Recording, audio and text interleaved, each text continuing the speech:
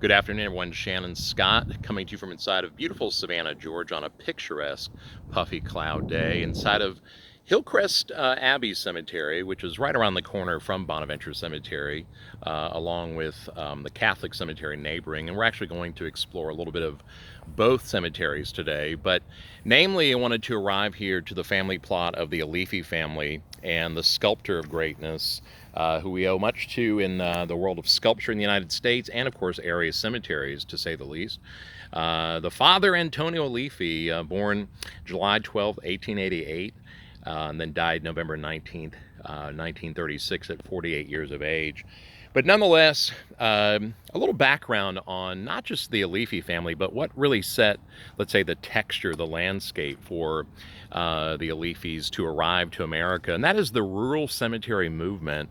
A lot of city fathers, and in some way this dials back all the way to Thomas Jefferson's presidency, but that's a little too heavy for our, let's say, theme today. But the rural cemetery movement was addressing in the United States a way of alleviating the cities in terms of processing death and burial, because there were a lot of panics when epidemics came to town, and suddenly you're having casket building and you're seeing corpses in your own neighborhood.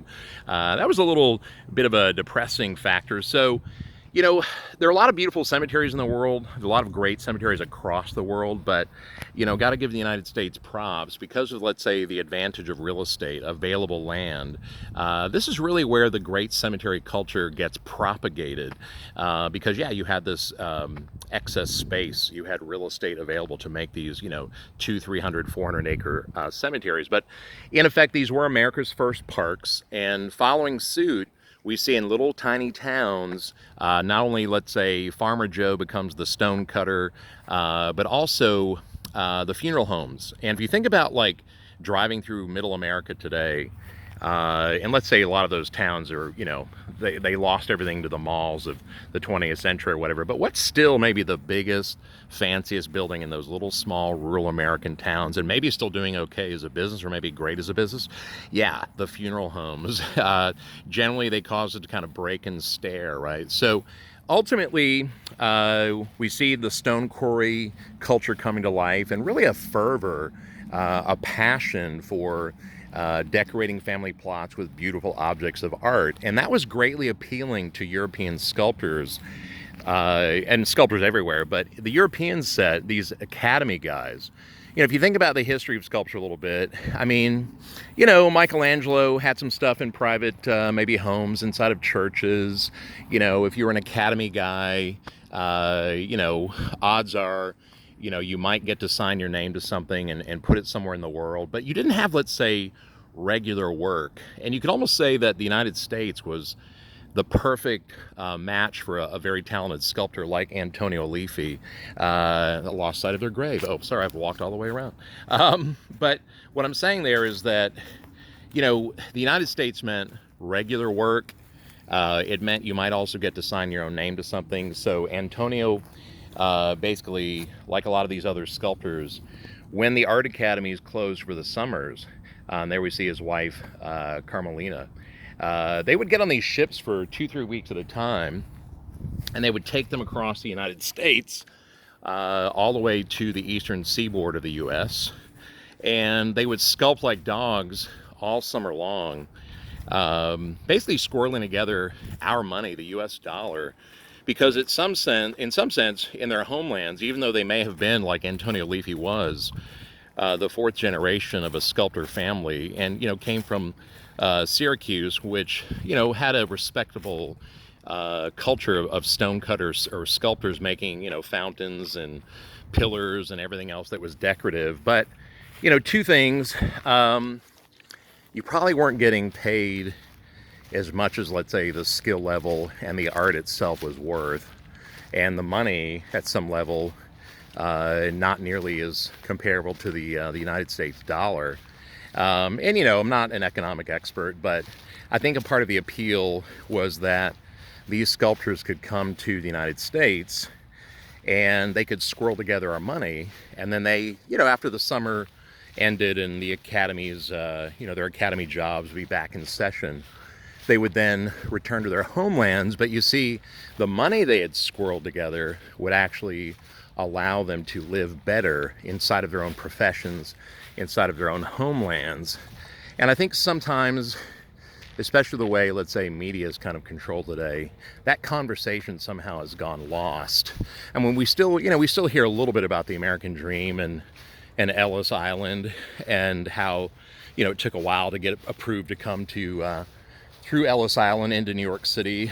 But sometimes I think we define that American dream by just that scenario. Like, they came through Ellis Island, they stayed. But at one time, our dollar was worth so much that you could actually take it back to your own homeland and live better inside of your own profession. And I think that's really interesting. That's a part of the American dream topic that has somehow gone lost. But nonetheless, I'm walking across Hillcrest Abbey Cemetery, which is also owned by the people that own the Bonaventure Funeral Home. And I'm taking you guys just up the hill a little bit, by the way, through some of these old kind of plantation property oaks. And this is, again, about 5 minutes from downtown Savannah directly as you're going to Bonaventure. But we're walking up the hill because I don't think there are too many places maybe in the world, or at least in the United States that I can think of, where you can walk from the grave of the sculptor all the way up to some of his sculptures standing in a cemetery or nearby that he made, or the sculptor made, in their own lifetime. And that's sort of our journey here today. And by the way, that is also why years and years ago I named my new company Bonaventure Cemetery Journeys, which, people ask me, well, why that word journeys? Well, it's because I think that's what we're here. We're taking you through a mental, spiritual, emotional, historical, and aesthetic kind of experience. So that's what we're doing, and that's what I try to do actively, just to keep myself inspired.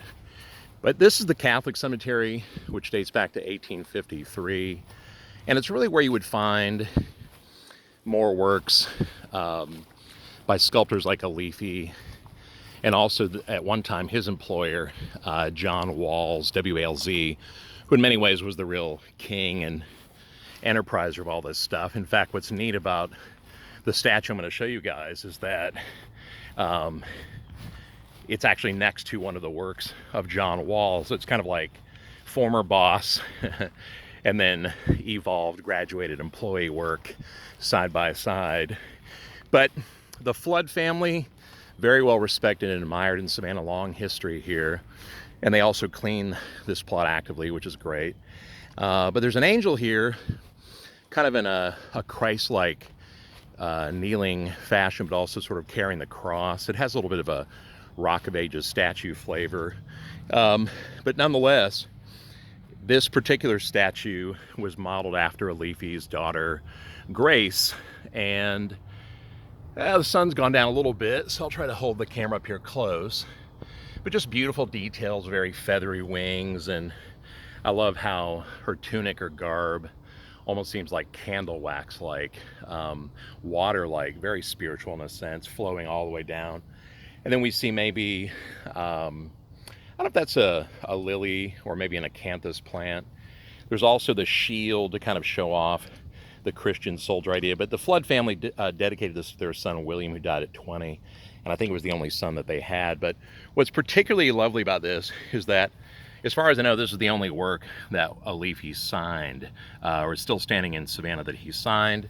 Here we have the works of his former employer, John Walls, that I talk an awful lot about. But yeah, the Aliffi monument is kind of our goal today. Sadly, the American Depression killed the dream, the American dream of Antonio Aliffi. He died of a heart attack at 48 years of age, leaving his wife with 9 children. And yeah, Grace was the model for this lovely, lovely piece. He also worked on Stone Mountain in Georgia, and of course the great revered Mount Rushmore He did the interior ceiling of the Lucas Theater, if you happen to see that in Savannah. So many things, but we owe a great deal to the Aliffi name, and they're still around too generationally. But just wanted to share that little video with you guys today. So come see us, check us out at Bonaventure Cemetery Journeys, shannonscott.com, all that good stuff, and we'll story you real soon.